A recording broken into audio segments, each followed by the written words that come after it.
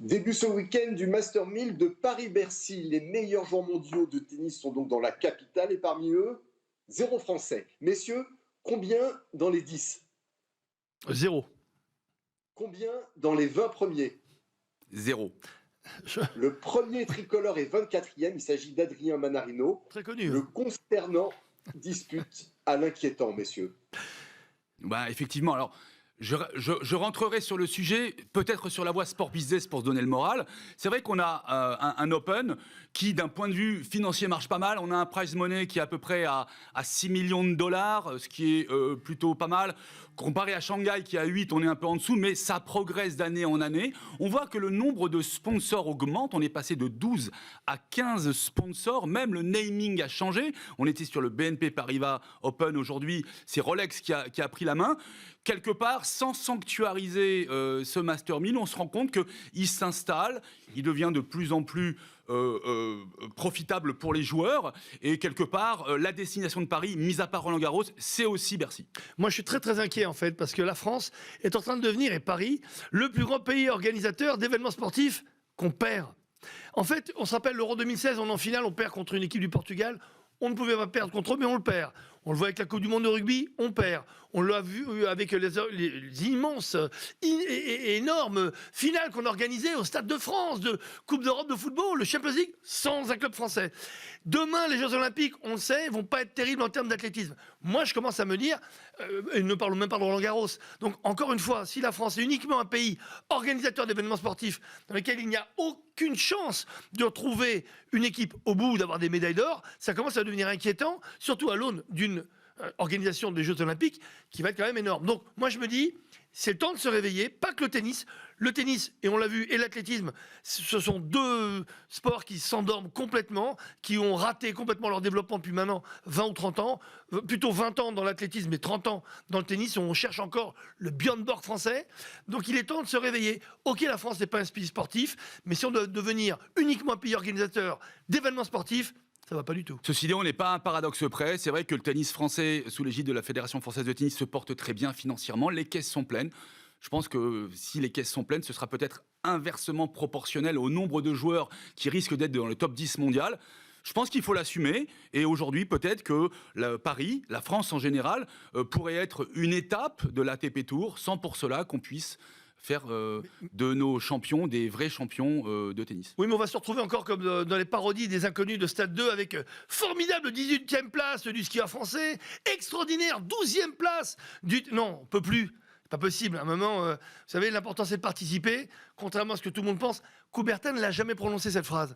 Pas comme cela, en tout cas. Ouais, en tout cas, j'aurais une proposition. Comme on est en règle générale toujours champion du monde junior, ce serait bien qu'on organise peut-être les championnats du monde junior féminin et masculin. Au moins, on verrait des champions français. Absolument. Michael, vous disiez que en fait, le naming avait changé de nom et que donc BNP avait cédé sa place à Rolex. Est-ce que BNP a cédé sa place à Rolex ou est-ce que BNP a fui? Alors, BNP, c'est principalement concentré sur les 4 étapes des grands chelems. Hein. C'est clair que BNP est à Roland-Garros et n'est pas prêt d'en bouger.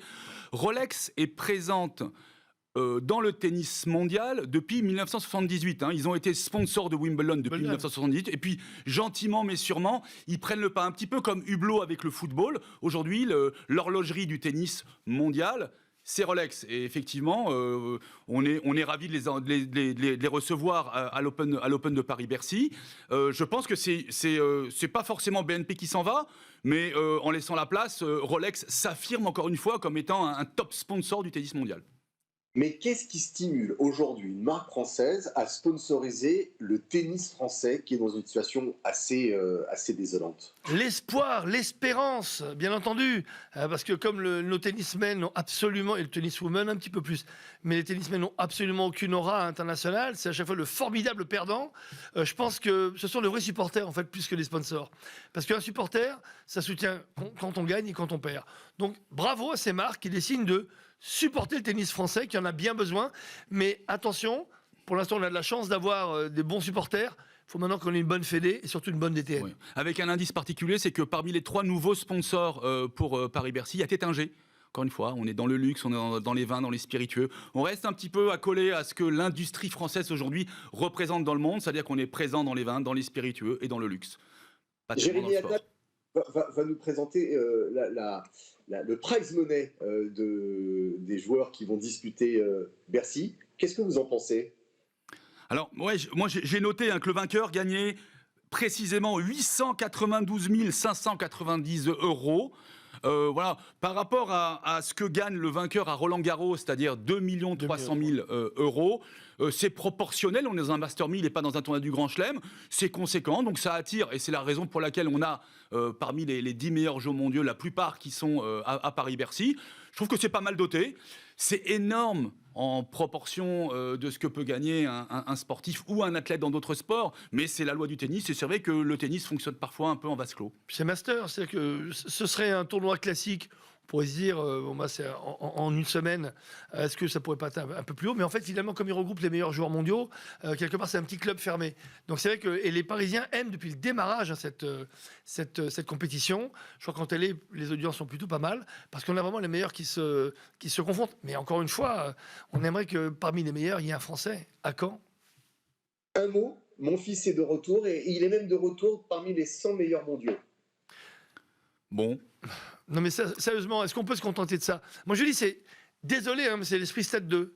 Mais l'esprit Stade 2 des inconnus. On ne peut pas se dire qu'un pays comme la France, qui organise le plus grand tournoi au monde, qui est Roland-Garros, peut se contenter d'une 100e place, surtout avec Gaël Monfils, que j'adore, en plus qui est un super joueur, et qui se bat pour pas lâcher.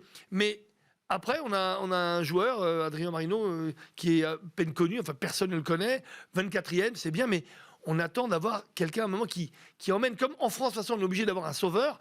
Il est où le sauveur au tennis? En fait, ouais, Je l'ai pas vu. Malheureusement pour une certaine catégorie de joueurs, en France, on n'est pas invité depuis 1983 et la victoire de Yannick Noah. Est-ce que 40 ans, hein. Il faut complètement changer la formation française. Est-ce que, et on en avait parlé précédemment, la fédération est peut-être trop opulente, trop confortable pour trouver un champion qui pourrait éventuellement changer ce confort? La question est posée. En tout cas, c'est pas aujourd'hui, malheureusement, avec mon fils qui est en fin de carrière, qu'on arrivera à avoir un joueur en demi-finale du Grand Chelem. Il faudrait peut-être avoir Jean Todt en consultant. Je suis persuadé qu'il donnerait de très très très bonnes idées à la Fédération française de tennis pour peut-être faire émerger quelqu'un et surtout savoir protéger, parce que parfois on les protège pas, nos joueurs. On les monte en épingle dès qu'ils ont 12 ans. Et ben, d'un autre côté, en Espagne, on a Nadal et en France, on a personne. Ouais, si ce n'est que Jean Todt est très talentueux, mais pas magicien. Et c'est vrai que même s'il a travaillé, il y a le petit Arthur Fils. Hein, alors il a rien à voir avec mon fils. Hein, c'est une autre lignée. Il est pas mal. Il a 19 ans, mais il a déjà la pression. Il a déjà la pression de la future star française. Et je crois qu'on devrait lui foutre la paix et de voir petit à petit grimper dans les classements et peut-être avoir un titre prochainement. Pourquoi pas celui-là? À suivre sur le feuilleton tennis.